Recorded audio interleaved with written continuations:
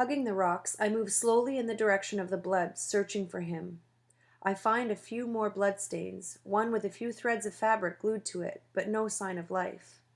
I break down and say his name in a hushed voice. Peeta! Peeta! Then a mockingjay lands on a scuffy tree and begins to mimic my tones, so I stop. I give up and climb back down the stream, back down to the stream, thinking he must have moved on, somewhere further down.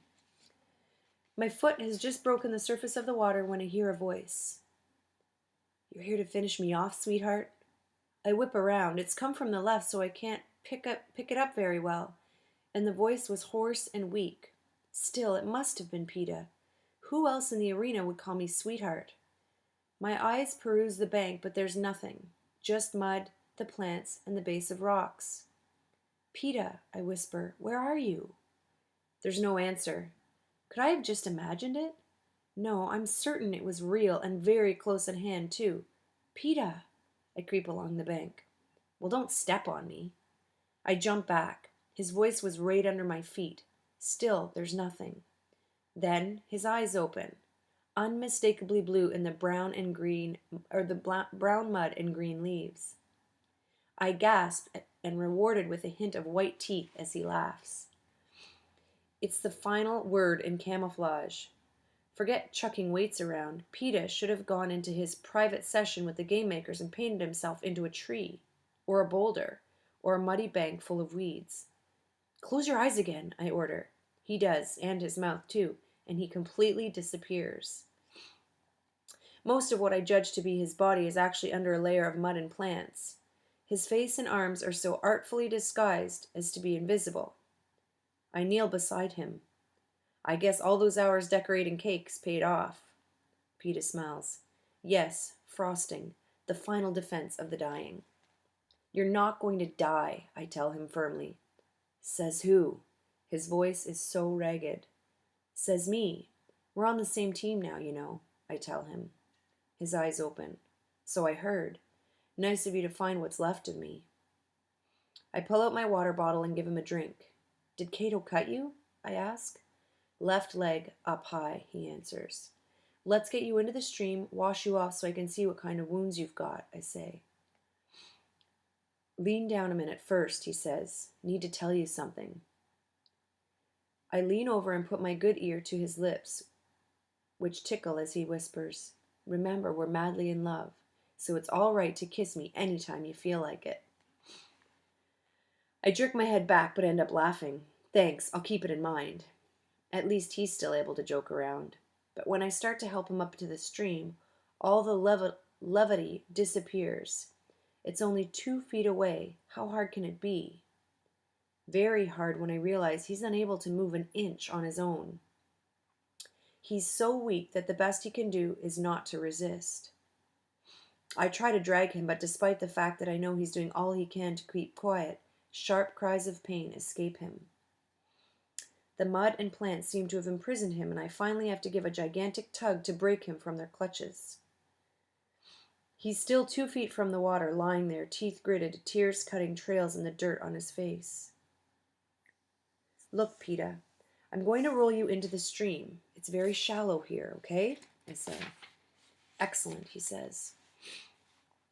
I crouch down beside him. No matter what happens, I tell myself, don't stop until he's in the water. On 3, I say. 1, 2, 3. I can only manage one full roll before I have to stop because of the horrible sound he's making. Now he's on the edge of the stream. Maybe this is better anyway. Okay, change of plans. I'm not going to put you all the way in, I tell him. Besides, if I get him in, who knows if I'll ever be able to get him out. No more rolling? He asks. That's all done. Let's get you cleaned up. Keep an eye on the woods for me, okay? I say. It's hard to know where to start. He's so caked with mud and matted leaves, I can't even see his clothes. If he's wearing clothes. The thought makes me hesitate a moment, but then I plunge in. Naked bodies are no big deal in the arena, right? I've got 2 water bottles and Rue's water skin. I prop them against the rocks in the stream so that 2 are always filling while I pour the third over Peeta's body. It takes a while, but I finally get rid of enough mud to find his clothes. I gently unzip his jacket, unbutton his shirt, and ease them off him. His undershirt is so plastered into his wounds, I have to cut it away with my knife and drench him again to work it loose. He's badly bruised with a long burn across his chest and 4 tracker-jacker stings, if you count the one under his ear. But I feel a bit better. This much I can fix. I decide to take care of his upper body first to alleviate some pain before I tackle whatever damage Cato did to his leg.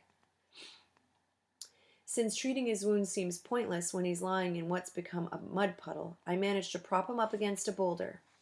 He sits there, uncomplaining, while I wash away the traces of dirt from his hair and skin.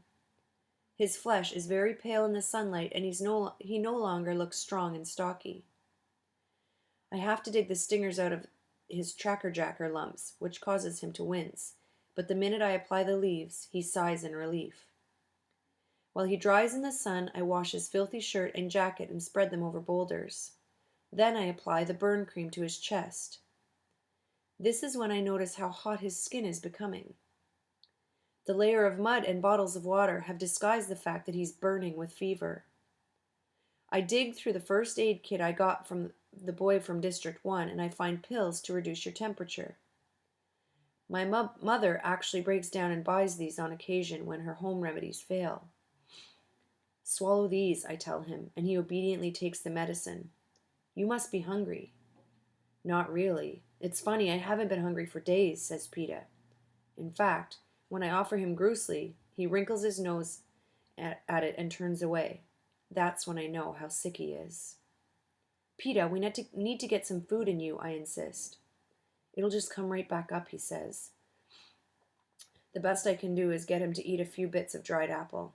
"Thanks. I'm much better, really. Can I sleep now, Katniss?" he asks. "Soon, I promise. I need to look at your leg first." Trying to be as gentle as I can, I remove his boots, his socks, and then very slowly inch his pants off of him. I can see the tear Cato's sword made in the fabric over his thigh, but it in no way prepares me for what lies underneath. The deep, inflamed gash oozing with both blood and pus. The swelling of the leg, and worst of all, the smell of festering flesh.